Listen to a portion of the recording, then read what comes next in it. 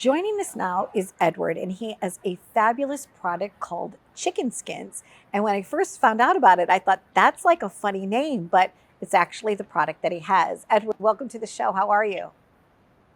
Doing good. Thank you so much, Don, for having me.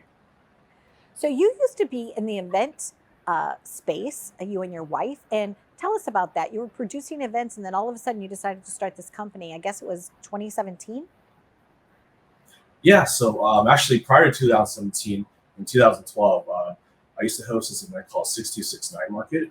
It's, I'd say, the U.S.'s largest Asian food festival, hosted out in California. And during that time, when I was a general manager, I actually got a chance to vet a lot of different businesses, and also, also met the love of my life out there as well too, my wife. So after we got married, we started going through some of the concepts and ideas of what we should do. Then we decided to launch our first business, Chicken Skin, in 2017. Um, and from there, we just kind of started Chicken Skin, took off, and then eventually got our products into consumer packaged goods in the same year as well too. Currently, we're on our website, and also on Amazon. What I was so fascinated about is the fact that this is like a lower carb choice, as well as it's got the nice crunch to it. So it's like some of the other snacks that people enjoy the crunch and the flavor. However, the carbs are lower, and it also has protein. So the protein value sometimes is higher. So it's a different choice. I thought that that was really interesting because I think for snacks, that's what you want. You want that like crunchy kind of thing that feels, I don't know, like almost like you're being bad, but you're not being as bad. Does that make sense to you? No, no, most definitely. I think that fixation on the mouthfeel is very important, and then we definitely offer that crunch. A lot of flavor packed into our products as well too. I'd say one thing we really value in our products is being able to add like ethnic flavors into our products, and that's where we like to stick out as being very flavorful. Also, delicious and low carb as well too. So some of the products that you have, do you mind holding them up to the camera because you've got great packaging? And what are some of the flavor choices that we have? Yeah, absolutely. I love to show this. So yeah, let me show one of our most popular flavors. This is our chili lime. This is actually like a Thai flavor, so it has a little bit of lemongrass and a bunch of other unique flavors. So it's a little sweet, sour, spicy. And then let's go with another unique flavor. This is our salt and pepper, which is more like a five spice. So this is like kind of a more of a Chinese, let's say Taiwanese kind of flavor. So it has a little bit of cinnamon and cloves in it as well too. Um, and one of our other more ethnic ones as well too. We also have our Jamaican jerk. Of course, being a very popular dish from Jamaica, we infuse that flavor into our chicken skins. And I'll show another one right here, which is our clucking hot. And this is our version of like kind of our flaming hot. So of course, being from California, growing up in the West Side, we always eat hot Cheetos and flaming hot fries. So definitely can't miss out on one of the best flavors. Yeah, so that's four flavors. Yeah. So it's like an Asian fusion, Americana kind of blast of goodness. Yeah, I would say it started as more of an Asian concept, but I like to incorporate all the worldwide dishes into our chicken skins. There's just so many chicken dishes out there that we can incorporate. I feel like that's a good value proposition I think for our product. And what about keto? You said that a lot of times people that are on keto enjoy your product.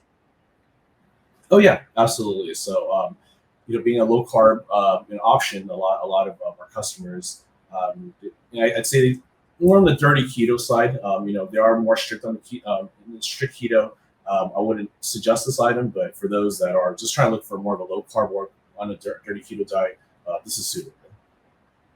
So after you go through as an entrepreneur, getting together like the flavor, the concept, the packaging, the distribution, where is it that your brand is headed now? So right now, outside of e-commerce, we are building our first USDA facility, and that in turn is going to get us into a lot of convenience stores and big retails as well too. Our goal is to one day get into Costco and some of these big retailers, and hopefully one day even have one of our own little pop-up shops someday where we can sell fresh fried chicken skins. What has been the reaction of your family and friends now that you decided to go from doing one thing to now being this like entrepreneur and foodie and somebody that has your own product. It's quite extraordinary. They're very happy for me. I'd say, coming from my backgrounds, outside of events, from sales, going to events, and then transitioning into a full-time food manufacturer, they're very proud. And I'd say we have a lot of support coming into this, especially my family and wife really helping me out. What would you suggest to other entrepreneurs out there that might want to follow in your footsteps? Are there any tips that you could share with our audience in terms of maybe some good first steps that you went through? Yeah, absolutely. I think as far as getting into business, especially food, it's not the most glorified industry. But if you have a good concept, try it out. There's so many platforms these days, ghost kitchens, events, pop-ups, where you can kind of test out a concept to see if it works or not, and it's a very low entry as well too. From there, it's kind of easy to tell if the business will do well or not. But don't be scared. I'd say just if you have a great idea, just give it a shot and see how it goes. And I would love to put you on the spot for a second. So, Edward, would you open up one of the bags? I just want to hear that lovely crunch. What's your favorite Oh flavor that yeah, you have in front of you? Because I would be doing it for you know, you, but I didn't have a bag in front of me. So I'm gonna, from your place to mine, I want to hear that delicious crunch. yes. I would say my personal favorite is the buffalo wing. So yeah, let me go ahead and get that opened up for y'all. And I Okay, show what that crunch. All right. There's a piece of our chicken skins. nice. It's got a nice crunch. Well, congratulations, Edward. So chicken skins. So you could go online and you could order them. Try maybe a variety. I'm excited. I know that you were shipping some for us here too. They just didn't arrive because they're coming all the way from across the country. But I thank you for joining us. And from an entrepreneur to an entrepreneur, continued success on your journey. And I know that other people, you'd be willing to mentor them too. So if somebody wants to have their own food product, they could reach out to you and you would help them. Is that correct, Edward? Oh yeah, absolutely. I love to help anyone in the food industry. Just coming from restaurant into manufacturing, there's a really huge learning gap. I think once we're successful as a business, I love to open up mentorship and just kind of find ways to help people that want to get into this industry.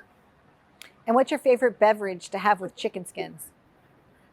I would say good old fashioned American Coke. There you go. It sounds like a good pairing to me as well. All right. Thanks, Edward, for joining us today. And thank you so much for highlighting your product here on the show. I truly appreciate it.